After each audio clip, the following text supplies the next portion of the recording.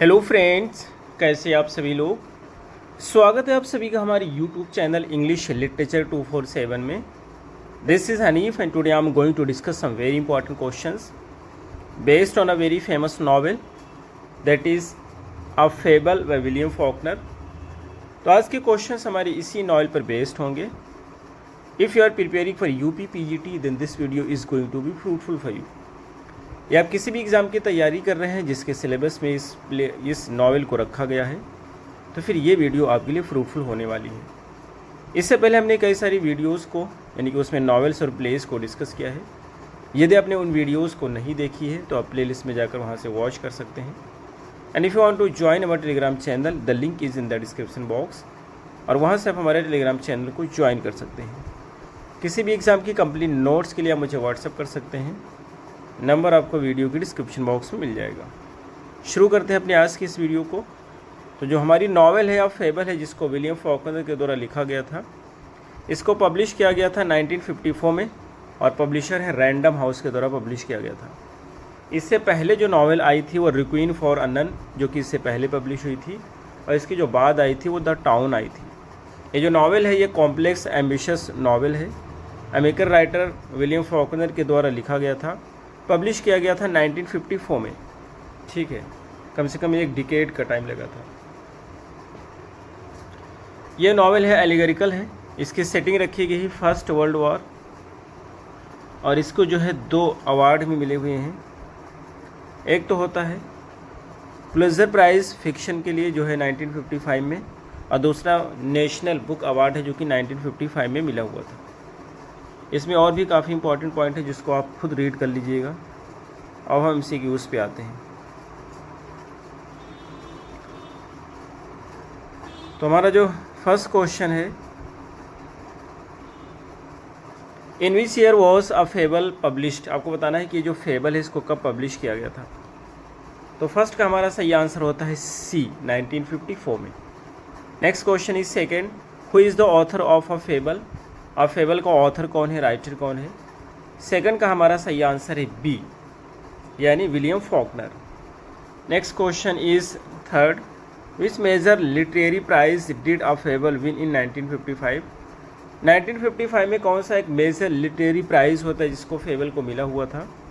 तो थर्ड का हमारा सही आंसर होता है B, यानी Pulitzer prize. Next question is fourth, which other award did a fable receive in 1955। 1955 में और कौन सा दूसरा अवार्ड है जिसको रिसीव किया था फेबल ने। तो फोर्थ का हमारा सही आंसर होता है B, national book award. Next question is fifth, what जोनरा does describes a fable. Best describes a fable, यानी कि ये बताना है कि जो नॉवेल है किस प्रकार की नॉवेल है। तो 5 का हमारा सही आंसर होता है C, ये एक एलिगरी है। Next question is 6, in which war is a fable set. Fable की सेटिंग किस वॉर में रखी गई है। तो 6 का हमारा सही आंसर होता है D, world war first. Next question is 7th, who is the Christ like protagonist in a fable. ये जो फेबल में जो प्रोटैगनिस्ट हो क्राइस्ट की तरीके से है, उसका नाम आपको बताना है। तो 7 का हमारा सही आंसर होता है C, the corporal. Next question is 8th, how many soldiers follow the corporal in his mutiny. Mutiny जो होती है उसकी विद्रोह होता है, तो उसमें आपको बताना है कि कितने सोल्जर्स उसको फॉलो करते हैं। तो 8 का हमारा सही आंसर होता है C, 12। Next question is 9, where is the corporal finally buried. Corporal को कहाँ पे दफनाया जाता है। तो 9 का हमारा सही आंसर होता है C, tomb of unknown soldier, एक अननोन सोल्जर के टूम में। Next question is 10, what is the name of the corporal's sister. Corporal's की सिस्टर का क्या नाम होता है। तो 10 का हमारा सही आंसर होता है B, Marthe. Next question is 11th, who is the father of the corporal's. Corporal का फादर कौन है होता है आपको बताना है। तो 11 का हमारा सही आंसर होता है B, the marshal. Next question is 12, what symbolic act does runner perform at the marshal's funeral. आपको बताना है कि कौन सा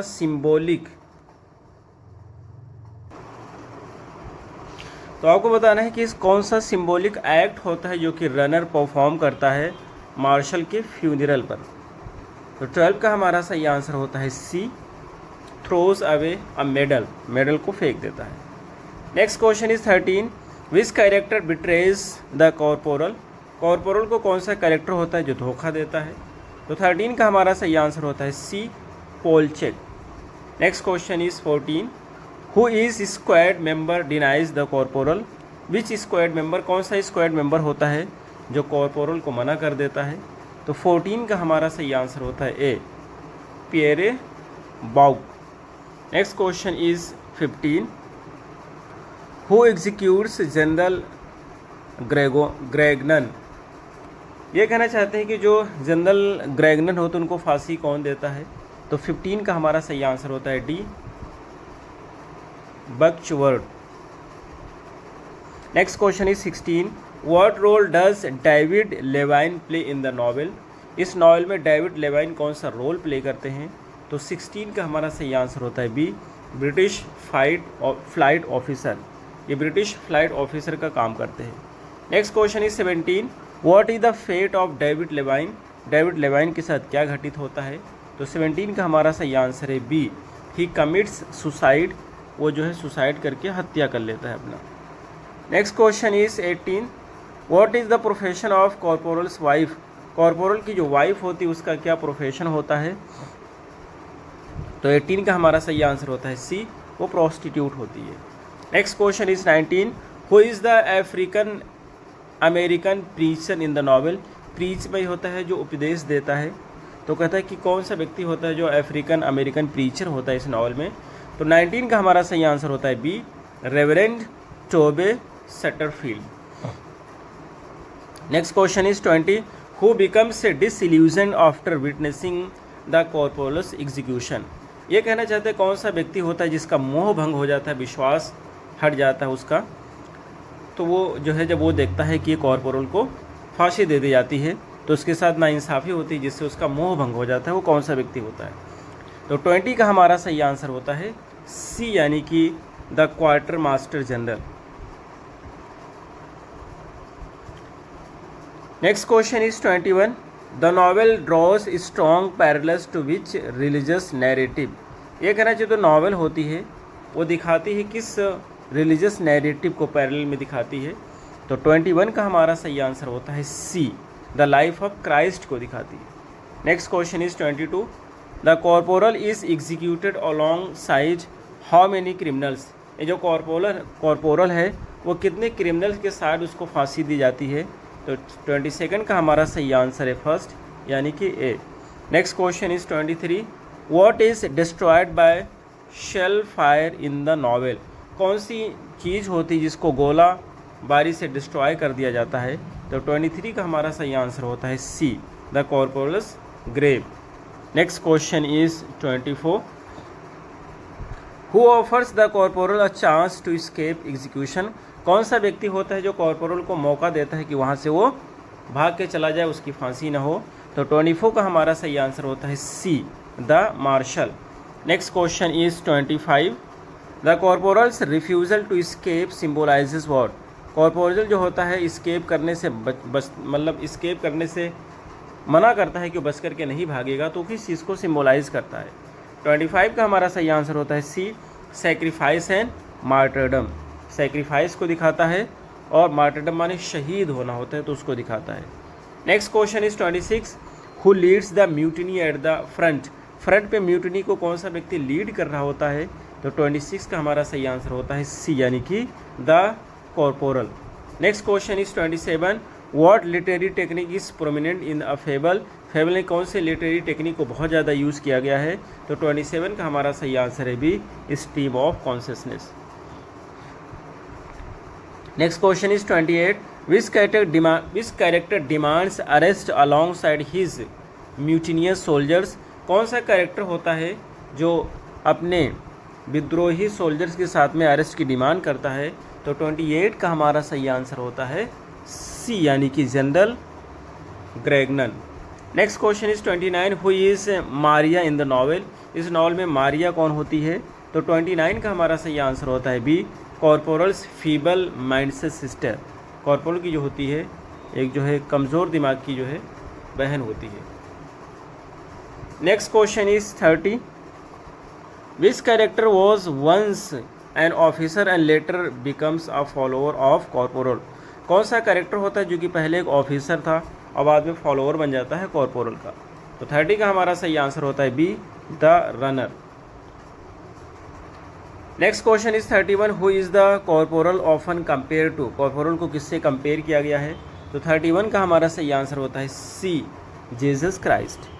next question is 32, which novel by Joseph Heller is considered a thematic successor to a fable, ये कहना चाहते हैं कि जोसेफ हेलर के द्वारा कौन सी नॉवल है जिसको सक्सेसर माना जाता है फेबल का, थेमेटिक सक्सेसर यानी कि उत्तराधिकारी माना जाता है।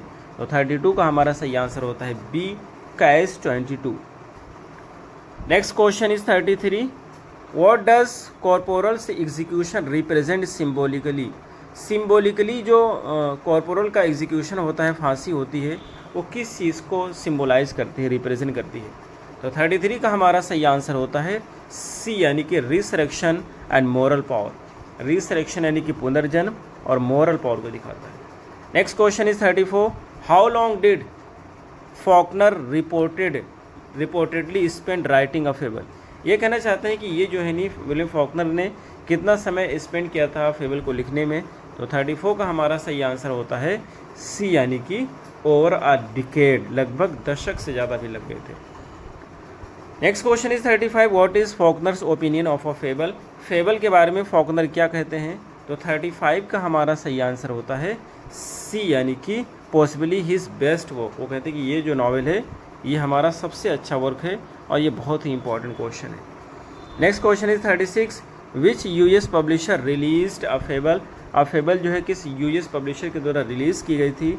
तो 36 का हमारा सही आंसर होता है सी, यानी कि random house. Next question is 37, which of the following is not a theme in a fable, fable में इसमें की कौन सी थीम है जो कि फेबल में नहीं है। तो 37 जो होता है उसका सही आंसर हो जाएगा बी, यानी time and travel, war and peace भी है, बेट्रियल है, सेक्रीफाइस, ये सारी इसकी थीम है, लेकिन टाइम ट्रेवल नहीं है। Next question is 38, the narrative style of a fable is primarily, ये जो फेबल है उसका नैरेटिव स्टाइल कैसे आपको बताना है। तो 38 का हमारा सही आंसर होता है सी, कॉम्प्लेक्स एंड सिम्बॉलिक है। Next question is 39, Faulkner's a fable is preceded by which novel, आपको बताना है कि फॉकनर के फेबल से पहले कौन सी नॉवेल आई थी। तो 39 का हमारा सही आंसर है B, requiem for a none.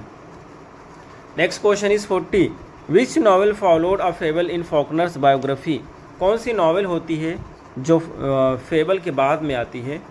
तो 40 का हमारा सही आंसर होता है सी, यानी द टाउन। तो ये रहे हमारे आज के क्वेश्चंस, हमें उम्मीद है आपको ज़रूर समझ आए होंगे। फिर मिलते हैं अगली वीडियो में, till then take care, have a good time.